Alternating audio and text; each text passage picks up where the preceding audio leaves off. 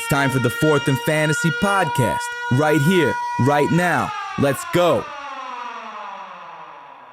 What is up, everyone? Welcome back to the fourth episode of the Fourth and Fantasy podcast. My name is Riley Burnett, and last night I was able to be joined by one of my really good friends, Andrew Salisbury. He is a big Steelers fan. He is a pro. He's a pro's pro, you could say, when it comes to fantasy football, in the sense that he knows a lot about the game. He understands analytics. He understands how to play the analytics and the statistics and the numbers and everything involved with fantasy football. He's had a lot of success since he started playing, and I was able to talk to him last night to get this week's episode done. It is currently Thursday, October 16th. We have the Steelers versus the Cincinnati Bengals on Thursday Night Football coming up later tonight.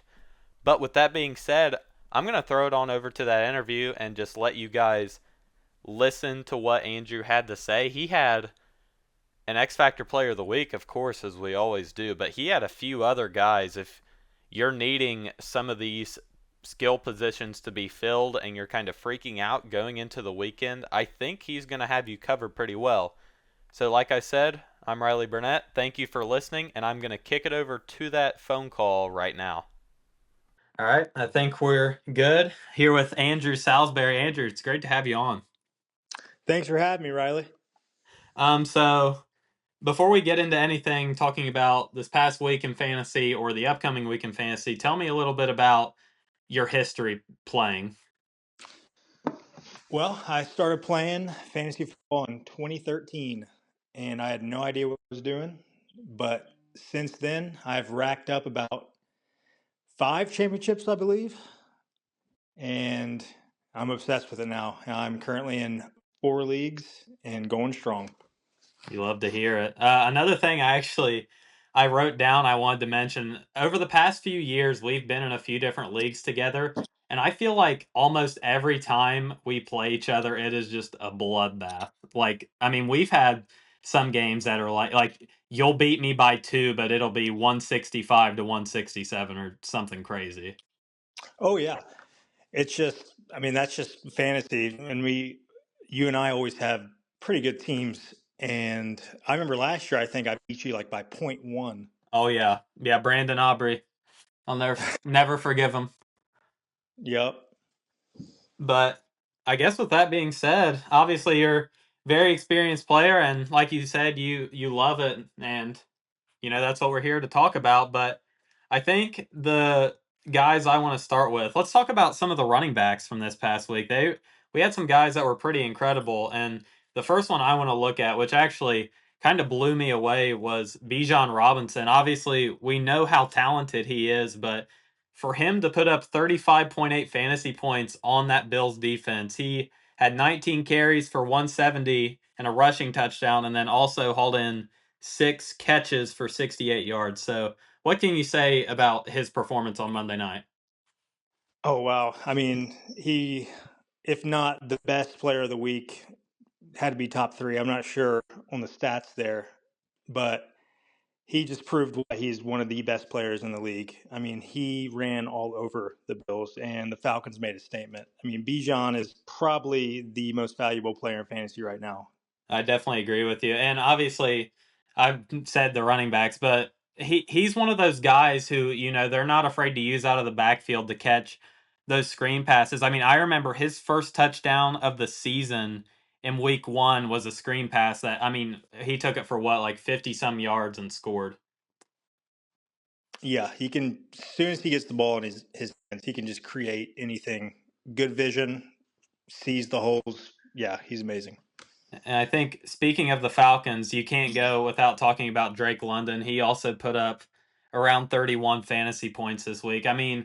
Those two guys alone, Andrew, they're just so talented, and obviously they're young guys. They have a young quarterback. It's a young system. So, what do you kind of expect the Falcons to do in the next few years? I think they're going to make a lot of noise, and I think their defense needs some credit. Their defense is playing amazing right now, and that gives their offense so much more opportunities, and that was definitely the Drake London and Bijan breakout game. They're putting it on the map. They're for real. Yeah, definitely. And let's move on to another running back that I think, honestly, from the reports I've been seeing, he's going into the season. He was the running back 2 for this Carolina team. And now with Chuba coming back this week, they're saying that he's going to move back down to that running back 2 slot, which I almost don't know how you can do because Rico Dowdle the past 2 weeks has been unreal. He put up 33.9 points, 30 carries for 183 rushing yards, and then he also had 4 catches for 56 yards and a touchdown. So what do you think about Rico? I mean, not even this past week, but even the week before. I saw that they will be another split backfield, which is one of the worst things in fantasy. Can't Yeah, stand it. for sure. But he has definitely proven himself. You, I think the only reason they're saying all this is because they paid Chuba this past season, Right. but you cannot deny how good Rico Dowdle has looked. I mean, he looks insane right now. One of the things I think, obviously in today's game, you see so much passing. Even, I mean, from like 5 or 6 years ago, it's completely different the way that teams or offensive coordinators are calling plays. So for a guy to rush for 180 plus yards 2 weeks in a row, I mean, I don't know the last time I've seen that happen. I don't remember the last time I've seen a running back go for over 200. Yeah, Uh, Saquon last year. maybe. Yeah, maybe. But I mean, for Rico to be able to step up into that position, obviously a Panthers team that near the end of last year started to heat up a little bit, but overall it's pretty much been a question mark. Obviously, they went receiver in the draft like a lot of people expected them to do, I guess, after Xavier Legette kind of showed that he might not be that wide receiver 1 that Carolina was hoping them to be. But I mean, what do you think their game plan kind of is going to be, I guess, with having both these guys who have both proven their value? I think it's going to be one of them hot hand situations. Uh, if the guy's having a good drive, they're going to keep him on the field. I see some scheme plays for Rico. Yeah, just another one of them hot hands. And maybe, I mean, if Rico keeps showing out, they might just have to accept it. Yeah, I mean, it's just one of those things. I mean, you see it not only in football, but obviously in sports all the time where a guy gets paid, and while he might not necessarily do bad, they're just these younger guys, man, or these backups or running back 2s on the depth chart. They're hungry. They want that opportunity, and he's kind of seized it these past 2 weeks. And then the last running back, I put my top 3 on the list. The third guy's Josh Jacobs, who only ran for 93 yards, but he scored twice, and then he also had 57 receiving yards of his own. So, what can you say about Josh Jacobs? I think Josh Jacobs is one of the best backs in the league. Yeah, He's been great ever since he started with the Raiders, and uh, he is just one of the Packers' most valuable pieces right now. I mean, he's put up over 31 and a half points the last 2 weeks, coming off the bye as well. And he's got Arizona, who just let Jonathan Taylor run all over them for 132 yards. I yeah, see another 20 to 25 point game at least this week.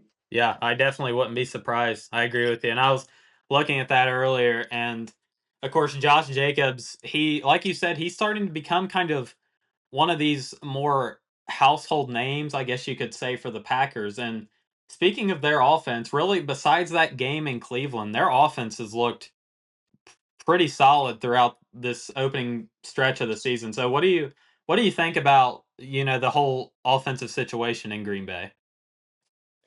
I think they got a lot of young weapons. Jordan Love is starting to come into his own, but I mean, Josh Jacobs is just the anchor of that team. I feel like. I mean, Tucker Kraft, one of the top tight ends this year.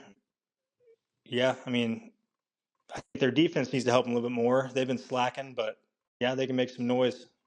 Yeah, I think they definitely have, those star players on kind of both on that defensive front and in the secondary that can, help maybe steady the ship a little bit and be able to take them a long way and into the postseason, especially when it's needed most.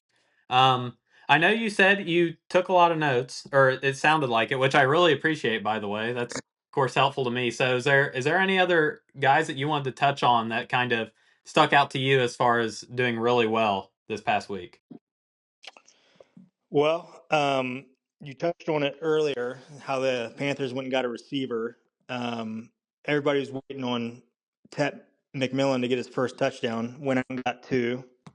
You And called she's you out. called that. I'm pretty sure. If Yep. I could recall correctly, in a conversation with you last week. Yep. I kind of just think I'm more surprised about some performances like the Bills. They're going down. Hmm.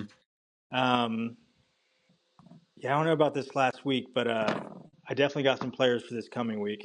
Oh, I'm excited to hear it. And I think speaking of the Bills, they're actually.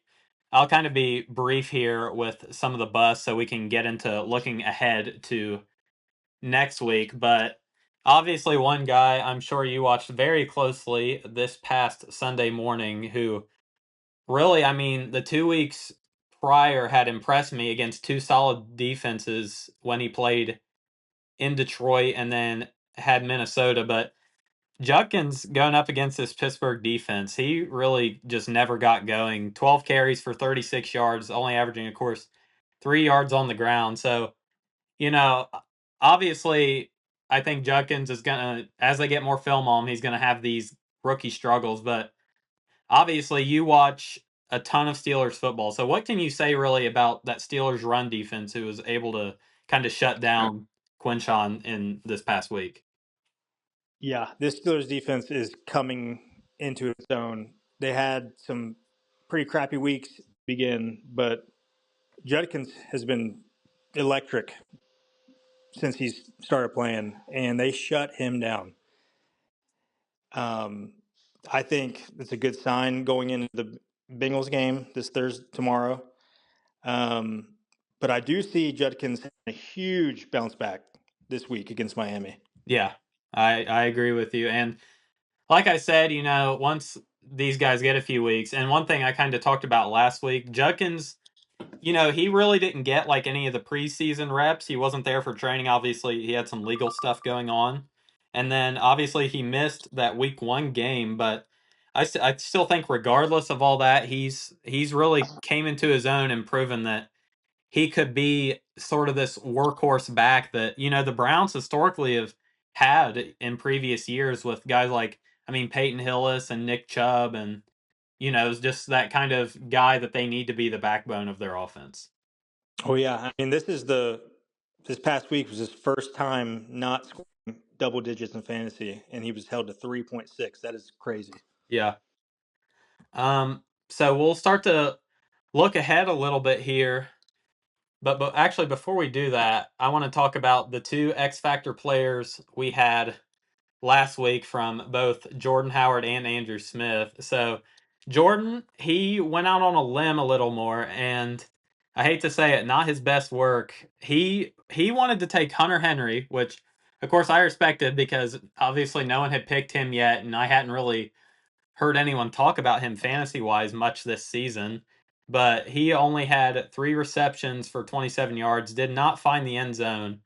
However, Smitty decided to go with Lab McConkey, who scored for the second straight week. He had 7 receptions for 100 yards, and as I mentioned, had that score. So, pretty good call there from Smitty. But Oh, Andrew, what's that? that was a great call by Smitty. QJ out. Yeah. Yeah, I. That's one of the things we talked about, and of course, this year, obviously, Quentin Johnston has had his struggles in previous seasons. Of course, he's still a young guy, but him being out and Herbert's really like to look his way. I mean, even in like weeks 1 through 3, he was loving on Quentin Johnston. And with him out, you kind of have to have somebody else who you're able to find. And Ladd It was the was guy. it was Cooper Cup esque. Yes. And that's one of the things me and Smitty talked about is, Lad McConkey isn't really one of these like wideouts who's gonna have these 60-yard in the air receptions. He's one of those No. guys who is, a great route runner. He's smaller. He's super quick. His cuts are really well done. He's a great route runner, like I said, and he's going to catch these, 8 to 9 yard passes over the middle, and he can make a guy Yep. miss and take off and bring in, these 20 or 30-yard receptions. Yep. It works very well in the middle. Very crafty. And obviously, Herbert's a great guy to have. As I met Justin Herbert, we talked about this too. He's 6'6", so he sees over the line very well. If he sees a guy like Ladd open over the middle, he's going to feed him the ball. But looking ahead, Andrew, who's some of the guys you're looking out for this upcoming week? Well, this guy is kind of a personal one. Um, I put a lot of stock into this guy. He's not my X factor, but I do think this guy's going to have a big bounce back week, and that is Bill Crosby Merritt going Ooh, against the poor Dallas defense. yeah, He had 17 carries for 61 yards in a weird game. Maybe Jaden Daniels just kind of slow getting back into the groove of things, but he's obviously the lead back now. You can't cut him out just because of this no touchdowns, weird game script. I think JCM is going to ball out this week. I like it. Another guy to look out for, and this is my X factor.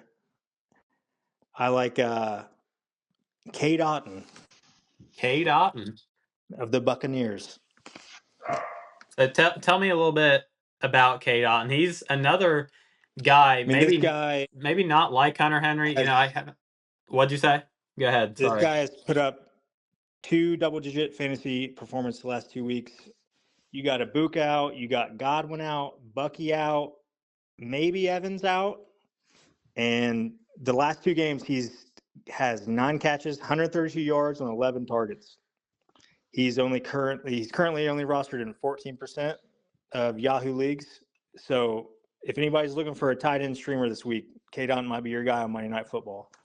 I like it. And I just pulled up his stats here, and I didn't know that in that Seattle shootout that they had now 2 weeks ago, I guess, that he had 81 yards against, a Seattle secondary that obviously has proven themselves as pretty solid. Oh yeah, and of course you got the current MVP of the league, Baker Mayfield, who's Oh, no averaging doubt. 33 pass attempts a game. He's going to do anything he can to keep them in the game Monday night against a Lions defense that is very banged up right now. You saw what the Chiefs did to him. Yeah. Talking about that Lions defense being banged up, and like you said, there's obviously guys banged up on both sides of the ball with the Buccaneers offense, like you talked about. And Cade Otton, we saw some glimpses last year, especially of, what he could really do when he's given space, when he's able to kind of run that seam up the middle of the field. And especially, we've seen it this year so far, like you said. I think Baker's pretty much the shoe-in to win MVP as of now, which obviously that can Oh yeah. change drastically. But you give Baker a little time and he can make some plays. Oh yeah.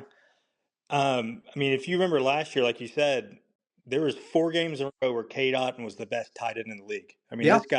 This guy can do it. And Baker's going to call on him this week if he needs to. If Evans plays, still play him. Still pick him up if you need him. But if he doesn't play, fire him up. Yeah, I like it. And every time I think about Cade Otton, especially last year, like you said, I feel like if Tampa Bay, which obviously with the offensive weapons they have, it's kind of difficult, but if they used him kind of how the Cardinals, we've seen them use Trey McBride, then I think he could consistently be, around a 60 plus receiving yards type of tight end. Oh yeah. So, like you said, Krosky Merritt, you're high on this week. Your X Yes. Factor, Cade Otton. You heard it here first. And I got a couple more sleepers if you want to hear them. Yeah, absolutely. Well, hold on. Let me get your opinion on Justin Fields. Okay. How do you think, coming off this disastrous performance in London against probably the best defense in the league, the Broncos, do you think he has any chance to bounce back this week without his number one receiver, Garrett Wilson? I mean, I know we've talked about the Panthers' offensive side of the ball. Their defensive side of the ball is extremely wishy-washy, in my opinion. Sometimes they can turn it up, they can create pressure, but then, I mean, you'll also see them get themselves in situations, kind of like this past week. I mean, they have to have shootouts to stay in games, but I think as far as Justin Fields goes, and especially not having, a guy that he has not only built chemistry with this year, but obviously had that chemistry with in college at Ohio State, it just makes it that much tougher for him. But if I'm Justin Fields, you're 0-6. You are He's hitting passes at a 65% completion percentage on the season, which isn't too bad. But last week, he just completed about 53% of his passes for 45 yards against, like you said, a really solid Denver defense, who's arguably the best in the league. But another stat I saw on Fields that I thought was kind of funny, he actually had negative net passing yards, Yeah, yeah. which, I mean, It was one of the worst QB performances of all time. yeah, which obviously I always like to talk up Justin Fields as an Ohio State guy. I think he just needs to play as aggressive as possible. I mean, like I said, at this point, you're 0-6. Like, what's the reason for Fields to hold anything back, or even for that matter, the coaching staff and the play calling to hold anything back at this point? Yeah, I think he's playing for his starting job this week. Yeah, And there's a guy that I think he's going to be thrown to a lot this week, which is a sleeper that I got, Mason Taylor, Mason tight end. Taylor. He's only rostered in 36% of leagues right now. Another streamer, if anybody's looking for one. He has, before the London blunder, he had 25 targets in 3 games, 18 catches, 150 yards I remember coming into that game. he had a solid game, I believe, against Dallas. Was that, I guess, 2 weeks ago? I know obviously they lost that. Well, they haven't won a game yet, but Yeah. I think he actually had, like, what was it, like 9 or 10 receptions or something against the Cowboys Yeah. in that game. So, I Yeah. mean, who's Justin Fields going to be throwing it to? Lazard's probably out. He's going to be traded. It's going to have to be up to Justin Fields, Brees Hall, and Mason Taylor. I think Mason Taylor's a great play this week against a weak Carolina Panthers defense, who is 0-3 on the road, by the way. Their 3 wins have came at home. Yeah. That's huge to mention. I did not know that. Yeah, I think Mason Taylor's a great play this week. Absolutely. I'm glad that you brought that up. And that kind of also plays into the themes. I could see this in a few different matchups, kind of being an important week for a lot of tight ends around the league, as far as either, Oh, yeah. A, kind of initially putting themselves on the map, or B, proving that while they've had their early season struggles, that they're still, a viable starter across 4 fantasy managers everywhere. I mean, I think this is one of the ugliest starts to the season for tight ends. I mean, just think of the top 2 guys that everybody paid up for to draft early, McBride and Bowers. Bowers has been a disaster. Yeah. McBride's been okay, but not McBride level. It's just a horrible year for tight ends. And I think, like I said, Kate Otten, Mason Taylor, great plays this week.